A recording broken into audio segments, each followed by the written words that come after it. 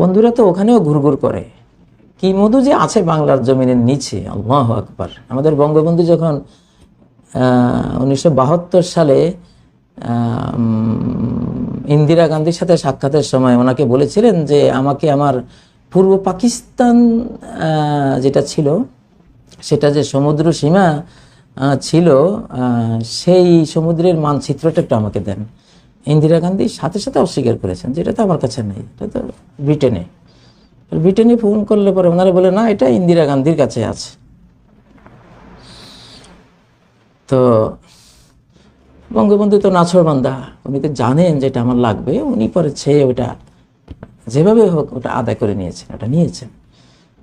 পরে যে বাংলাদেশ সমুদ্রের সীমানাটা পেল, এই ইতিহাসটা তো সেদিনের ওই ঘটনার সাথে জড়ানো। ওই দিনের একটা কাহিনী আমি শুনেছি যে ইন্দিরা গান্ধীর প্রিন্সিপাল সেক্রেটারি M.R. খান সাহেবকে বলেছিলেন, M.R. খান আমাদের মোহতারামা স্পিকারের বাবা, মাননীয় এখনকার স্পিকার মোহতারামার বাবা M.R. খানকে ইন্দিরা গান্ধীর প্রিন্সিপাল সেক্রেটারি বলেছিলেন যে ম্যাডাম কিন্তু এই সমুদ্র মানচিত্র বঙ্গবন্ধুর চাওয়াটাকে ভালোভাবে নেননি। তো M.R. খান বলেছিলেন, কিভাবে বুঝলেন? যে হ্যাঁ, আমি জানি ইন্দিরা গান্ধী যখন কোনো বিষয়ে রেগে যান, তার সিঁথির মধ্যে 3টা চুল আছে, 3টা চুল দাঁড়িয়ে যায়। মানুষ রাগ করলে চুল দাঁড়িয়ে যায়। আমারও শিশুকালে রাগ করলে চুল দাঁড়িয়ে যেত। মুসা আলাইহিস সালামের চুল টুপির ভিতর দিয়ে বেরিয়ে যেত, ইতিহাসে পড়েছি। তো ইন্দিরা গান্ধীর প্রিন্সিপাল সেক্রেটারি বলছেন যে আমি দেখেছি ওনার 3টা চুল দাঁড়িয়ে গেছে, উনি ভালোভাবে নেননি। তো এইটা স্বাভাবিক, প্রত্যেকে তো নিজের স্বার্থের চিন্তাটা করে। এখানে যে কিছু আছে, সুলতান আব্দুল হামিদ যদি জানে 1924 সালে যে কুর্দিস্তান অঞ্চলে আলাদা মানচিত্র উনি করেছেন, এখানে সম্পদের খনির উপরে ভাসতেছে, তো যারা দেশ নিয়ে গবেষণা করে তারা জানবেই। 1981 সালের 19, 20, 21 জানুয়ারি জিয়াউর রহমান একটা সমুদ্র সফর করেছিলেন। তখনকার 11 তলা একটা জাহাজ ছিল হেজবুল বাহার।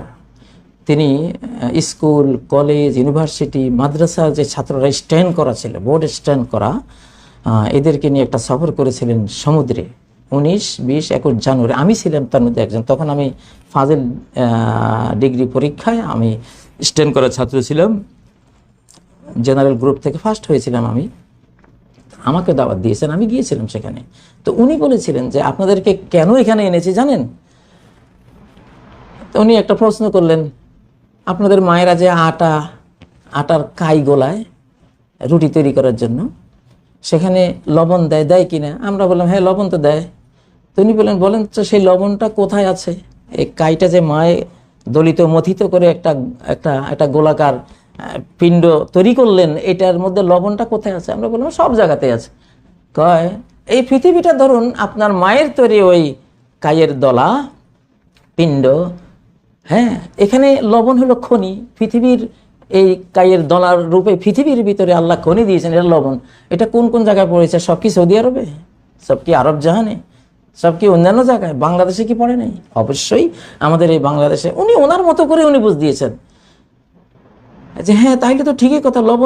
লবণ যেমন সব দিকে ছড়িয়ে ছিটিয়ে থাকে, তাতে খনি তো যদি ওরকম হয়, সেটা তো অবশ্যই বাংলাদেশ সাগরের নিচে, ভূমির নিচে আছে। তো উনি বলেছেন আমি আপনাদেরকে নিয়ে এসেছি, আপনাদের মেধা যোগ্যতা দিয়ে এই সম্পদ আপনারা তুলবেন। আগের যুগে যারা রাজনীতি করেছেন তারা দেশপ্রেমিক ছিলেন, আমরা তাদেরকে সেই জন্য শ্রদ্ধা করি, তার জন্য দোয়াও করি। আমি ব্যক্তিগতভাবে কোনো দল করি না, কিন্তু আমি যে কোনো নেতা, যে কোনো ব্যক্তি হোক, মৌলানা আব্দুল হামিদ খান ভাসানী বলেন, বঙ্গবন্ধু বলেন, জিয়াউর রহমান বলেন, পরবর্তীতে যারা রাজনীতি করেছেন, এরা যারাই এই জাতি, আমাদের জাতির জন্য তারা জীবন কোরবান করা খেদমত করে গেছেন, আমরা তাদের ভালোবাসে দোয়া করি, আল্লাহ তাদের আখিরাত ক্লিয়ার করুন। উযকুরু মাহাসিনা মাওতাকুম, নবীজি বলেছেন তোমাদের মৃতদের রূপ সৌন্দর্য থাকলে সেটা বর্ণনা করো, মন্দ কিছু বলো না। মৃতদের মন্দ বলতে নাই, মন্দ কার না আছে, আমার আছে, আপনার আছে, সেগুলো থাক, ওগুলো তা মালিক ক্ষমা করবেন, সেগুলো আমাদের বিষয় না। উনি কি মহৎ কাজ করেছেন সেটা জানা থাকলে সেটা আমি বলব। তো এখন ফিলিস্তিন সংঘাতের অন্তরালে এটাও একটা কারণ, এই পুরা এলাকাটা সম্পদের উপরে ভাসতেছে, এগুলি দখল করতে হবে। আর বাহ্যিক তো কিছু কারণ লাগাইতে হবে, যে হামাসের দোষ, হেজবুল্লার দোষ, অমুকের দোষ, কাজী সাহেবের দোষ, হাজি সাহেবের দোষ। মৌলের আজার ব্যাপারীদের কৌশল অন্যরকম, ওরা সম্পদ দেখলে ওদের আর ঘুম হয় না। তো এখন এই বাংলাদেশেও কিন্তু আন্তর্জাতিক ব্যাপারীরা যেভাবে আসতেছে, আমার তো ভয় হয়। এসব ব্যাপারীদের সাথে ব্যবহার করতে খুব সাবধান। আচ্ছা, তুমি যদি মানবাধিকারের জন্য আমার একটা অধিকার হরণ হচ্ছে সেই দরদ নিয়ে তুমি আসো, তো ফিলিস্তিনের জাতি আর বাংলাদেশের জাতি, আমরা কি দুই জাতি? ফিলিস্তিনও তো একটা বাংলাদেশ, বাংলাদেশ একটা ফিলিস্তিন, ফিলিস্তিন একটা বাংলাদেশ। মুসলিম বিষয়ে তারা এক। তুমি ফিলিস্তিনে যারা আমাদের এই পর্যন্ত 1500 নিষ্পাপ ফেরেশতার মতো শিশুদেরকে যারা খুন করলো, জেনে বুঝে 3000-এর অধিক নিরপরাধ মানুষকে খুন করলো, যারা খুন করতেছে, বোম্বিং করে মাটির সাথে মিশিয়ে দিচ্ছে, তুমি তাদের সাহায্য করতেছো, আমাকেই তুমি ওইখানে মারতেছো। আর এইখানে তুমি আমার বন্ধুত্বের কথা কোন চোখে তুমি বলো? তুমি কি এটা জানো না যে আমি এটা বুঝি? মোহাম্মদ বিন সালমান সাহেব মার্কিন পররাষ্ট্রমন্ত্রী, সম্ভবত ওনার সাথে দেখা করতে গেছেন। আগে তো এরা গেলে আগে ভাগে যে তারা ওয়েলকাম জানিয়ে স্বাগত জানাতো। এখন উনি দুপুরে গেছেন, উনি বললেন যে বিকেলে দেখা করব। বিকেলের পরে বললেন রাত্রে বললেন যে সকালে যখন দেখা হলো তখন বললেন আপনি গাজার বোম্বিং কখন বন্ধ করবেন, গাজাবাসীর খাদ্য পানীয় ঔষধ এই সেই কখন সাপ্লাই আপনি করতে দেবেন, আগে সেই কথা বলেন, এরপরে অন্য আলাপ। এছাড়া কোনো আলাপ তো নাই। আলহামদুলিল্লাহ, কলিজাটা ভরে গেছে। মুসলিম জাহান যদি এক ঐক্যবদ্ধ একটা ভূমিকা নেয়, পৃথিবীর কোনো অ্যাটম বোম, পারমাণবিক বোম, পরাশক্তি, বৃহশক্তি, কারো শক্তি নাই চোখ রাঙিয়ে কথা বলার, পরাজিত করা তো দূরে থাকুক। এই জন্য ফিলিস্তিনের আজকের এখনকার এই যুদ্ধটা আজ থেকে 2 বছর আগে যুদ্ধ না, এটা ওইটার মতো না, টোটাল ভিন্ন, একেবারে ভিন্ন। কোনো ক্যালকুলেশন এটা আসবে না। এটা রব্বুল আলামিন নিজে এটাকে পরিকল্পনা করে বিশ্বকে উনি একটা চেঞ্জ দেবেন, একটা পরিবর্তন দেবেন, এই জন্য উনি করেছেন। আমরা আইডিয়া করি, আমরা সেই শিশুকালে রব্বুল আলামিন আমাদের সাথে থাকেন, আমরা ওনার কাজ করে বেড়াই। পৃথিবীর কোনো ঝক্কি ঝামেলায় আমরা নাই। সেই যে বুঝ হওয়ার পর থেকে এই কোরআন বুকে নিয়েছি, আমি তো জানি। তা আমি কোরআন যদি পড়ি, আলহামদুলিল্লাহ প্রতি 7 দিনে তো খতম করি, এরপরও তো গবেষণা করি। এটা তো আমি আল্লাহর সাথে কথা বলছি। তা আমার আল্লাহ কি চান, যে কেউ যিনি কোরআন পড়বেন তিনি তো বুঝবেন আল্লাহ কি চান। আমি তো কোরআন পড়ে বন্ধ করে আমি বুঝি, হ্যাঁ তুমি এখন এইটা করবা, তোমার কথা থেকে আমি বুঝতে পেরেছি।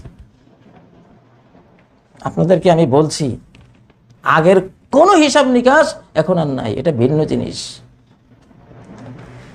কেউ যদি সম্মান চান, নিজের মর্যাদা ধরে রাখতে চান, নিজের ক্ষমতা ধরে রাখতে চান, আল্লাহ যেদিকে ভূমিকা নিচ্ছেন আপনি সেদিকে যান। ফিলিস্তিনের পক্ষে দাঁড়ান, মুসলিমের পক্ষে দাঁড়ান, তার পক্ষে কথা বলেন। মানবাধিকারের কথা দক্ষিণ টোলে একটা, উত্তর টোলে একটা, এইরকম একটা অন্যায়, এরকম একটা এমন একটা মানে দ্বৈত নীতি, এইটা এখনকার শিশুরা খুব ভালো বোঝে। এখনকার পৃথিবীটা এখন হাতের মুঠে সবার। এই যুগে কোনো জিনিস আপনি গোপন করবেন, কাউকে বুঝাবেন, আপনার থেকে 1000 গুণ বেশি বুঝে। এখন আমাদের বাংলাদেশে চা দোকানে বসে যারা চা খেতে খেতে পাবলিক যে কথাগুলি বলে, রাজনীতির যে টুকিটাকি তারা তুলে ধরে, এটা অনেক মন্ত্রীও জানে না। কি বুঝ দিবেন আমাদেরকে? আমাদেরকে আপনি মানবাধিকার শিখাতে আসছেন, আর আমাদেরকেই আপনি ফিলিস্তিনে মেরে দিচ্ছেন, মাটির সাথে মিশিয়ে দিচ্ছেন। আমাদের বিল্ডিংগুলো কি দোষ করেছে? বিল্ডিংগুলো উড়িয়ে দিচ্ছেন। বিল্ডিংগুলো কি ক্ষেপণাস্ত্র মেরেছে? যারা যোদ্ধা, আপনার বীরত্ব থাকলে যোদ্ধার সাথে আপনি যুঝেন, লড়াই করেন, বীরের ধর্ম তো এটাই। তাদের সাথে কুলাচ্ছেন না, মায়ের উপরে, বোনের উপরে, শিশুর উপরে, বুড়োর উপরে। এগুলি কি ধরনের? যুদ্ধের মধ্যেও তো নৈতিকতা নর্মাল টাইমের চেয়ে বেশি ফরজ।